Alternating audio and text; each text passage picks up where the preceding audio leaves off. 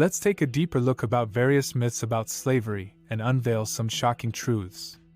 Can the plight of enslaved individuals in the U.S. be attributed to their own actions? Is there any positive aspect to this involuntary servitude? These questions periodically emerge in American discourse, reigniting discussions about whether the history of slavery, a term sometimes described as the nation's peculiar institution, was entirely a heinous act against humanity. This contentious debate intensified in May 2018 when Kanye West, a renowned rapper and fashion designer, mentioned on TMZ.com that slavery was a choice. This statement sparked widespread outrage and disbelief on social media platforms. He later sought to elaborate on his statement, tweeting that African Americans remained subservient for centuries due to a mental enslavement. Such debates highlight a deep misunderstanding of slavery, the foundational institution that profoundly shaped America's economic, social, and political landscape. This perspective fails to recognize that slavery, impacting millions of black individuals in America, was perpetuated through relentless cruelty, including frequent and looming threats of torture, rape, and murder. It neglects the numerous historical instances of resistance, revolts, and escape attempts by the enslaved. Moreover, it overlooks the enduring impact of slavery, with systemic laws, disproportionate imprisonment, and acts of violence intended to suppress and control people of color. In 1619, the Dutch brought the first captured Africans to American shores, sowing the beginnings of a slavery system that would spiral into a horrifying era of exploitation and divisiveness in the country. The historical record is unequivocal. The individuals who were forcibly brought to this land in chains did not choose this fate. Yet, numerous misconceptions continue to exist. Why didn't African American slaves fight back? The truth is, they did, beginning with the harrowing voyages on slave ships across the Atlantic. Once in the New World, enslaved Africans consistently sought ways to defy their oppressors. Scholars of slavery have chronicled numerous mutinies, uprisings, as well as countless escape attempts and acts of self-sacrifice, including African captives choosing to leap into the ocean rather than be robbed of their freedom. Such resistance made the profitable human trafficking business fraught with challenges. Besides the well-documented rebellion led by Nat Turner, there were other lesser-known revolts, such as the victorious Creole slave ship uprising and Denmark Vesey's meticulously planned uprising. This educated former slave rallied thousands in and around Charleston, South Carolina with a bold plan to overthrow their captors, destroy the city, and liberate the enslaved. However, when an informant alerted the authorities, the scheme was thwarted just in time. Many were put on trial, and over 30 key organizers faced execution. Wasn't there contentment among some enslaved individuals under the care of their masters? Such beliefs about slavery don't arise in a vacuum. The narrative of American culture has been deeply interwoven with portrayals of black subservience, and, at times, a sense of longing for the societal structure that slavery imposed. On the brink of the Civil War, proponents of white supremacy, including Confederate Vice President Alexander Stephens, proclaimed that slavery would serve as the bedrock of their emerging government, asserting the deeply flawed premise that black individuals were inherently inferior to white individuals and that their natural state was one of subjugation. This notion was repeatedly perpetuated in textbooks that skimmed over America's ingrained violence and racism, and through numerous misrepresentative depictions of black individuals in entertainment, advertising, and beyond. In the time leading up to and immediately following the Civil War, sanitized portrayals in art and media painted the antebellum South as an idyllic agrarian haven where happy, naive enslaved individuals were benevolently overseen by their masters.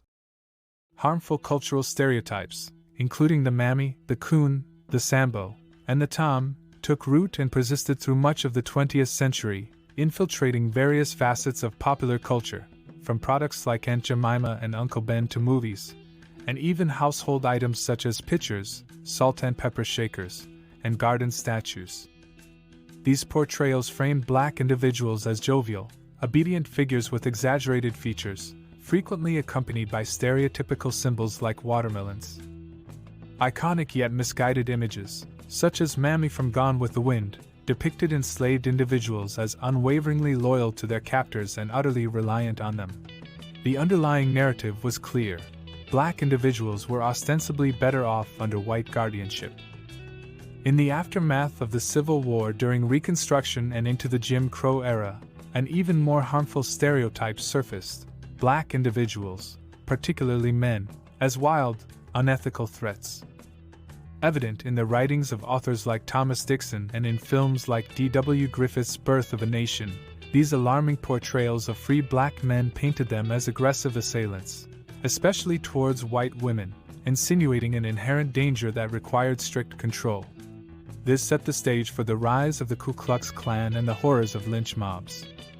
Why couldn't they progress after slavery ended? While the 13th Amendment formally abolished slavery, it carved out a loophole, permitting forced labor as a punitive measure for criminal offenses. In the years following the Civil War, the rate of black incarceration surged at a pace 10 times quicker than the overall population, driven largely by schemes such as convict leasing.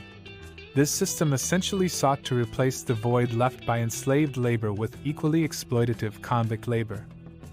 Though convict leasing was eventually banned, it set the stage for successive legislative measures and policies that disproportionately targeted and incarcerated African Americans. As emphasized by Michelle Alexander in her book, The New Jim Crow: Mass Incarceration in the Age of Colorblindness, the criminal justice apparatus was deliberately wielded to subjugate African Americans, reasserting modes of severe repression, a strategy that would remain effective for generations. The lingering shadows of slavery and systemic racial disparities are evident across numerous facets of American life, from all too frequent instances of unwarranted police violence, to voting constraints, to persistent gaps in employment and education opportunities. Given this backdrop, it's unsurprising that discussions about reparations for the historical and ongoing racial injustices remain highly relevant. After the Civil War, General William Tecumseh Sherman made an initial pledge to grant newly liberated black individuals 40 acres and a mule. Yet, this commitment was soon withdrawn, and the profound injustices rooted in the institution of slavery remain largely unaddressed. In 2016, an organization associated with the United Nations, in its report to the UN's High Commissioner on Human Rights, suggested non-mandatory guidelines, stating that the enduring impacts of slavery warrant the U.S.'s consideration of reparations. The committee remarked, even with the notable advancements post the Jim Crow era and during the Civil Rights Movement, deep-seated ideologies promoting one group's dominance over another persistently undermine the civil, political, economic, social, and cultural rights of African Americans in the present day. Recent reactions to comments made by the President of Guyana regarding the need for reparations attests to the lingering effects of slavery even in these so-called modern times. While no one chose to be subjected to slavery, the decision to overlook its enduring consequences is deliberate. Such a choice will perpetually provoke strong reactions unless there's a genuine effort to face and rectify this grim history. African leaders who sold their fellow Africans bear a collective guilt along with their European enslavers. It's undeniable that some African leaders and traders did collaborate with Europeans to capture and sell other Africans. However, to equate this involvement with European demand, organization, and brutal enforcement of the transatlantic slave trade oversimplifies a complex history. Many African societies were already involved in their own systems of servitude and indentured labor long before European arrival. However, the scale, dehumanization, and brutality of the transatlantic slave trade, driven by European demand, were unparalleled. The European colonial powers had superior weaponry and military technology. This gave them a distinct advantage in negotiations and often allowed them to instigate conflicts within and between African states, further fueling the supply of slaves. African leaders who resisted or refused to cooperate faced threats, invasions, or other forms of retaliation. Europeans manipulated African economies to become dependent on the goods they offered in exchange for slaves. The introduction of goods like guns, alcohol, and other European products created a vicious cycle where African leaders felt compelled to engage in the trade to maintain their power, security, and status. While some African elites did benefit from the trade, the vast majority of Africans received no such benefits, and instead faced unimaginable suffering and dehumanization. To blame African leaders equally is to overlook the enormous power imbalance and the systematic, industrial-scale nature of the transatlantic trade organized and perpetuated by European powers. It's crucial to approach historical events with nuance and avoid oversimplified narratives that may inadvertently serve to shift blame or dilute responsibility. While some African involvement in the slave trade is undeniable, equating it with the overwhelming demand, organization, and brutality perpetuated by European powers is neither accurate nor fair.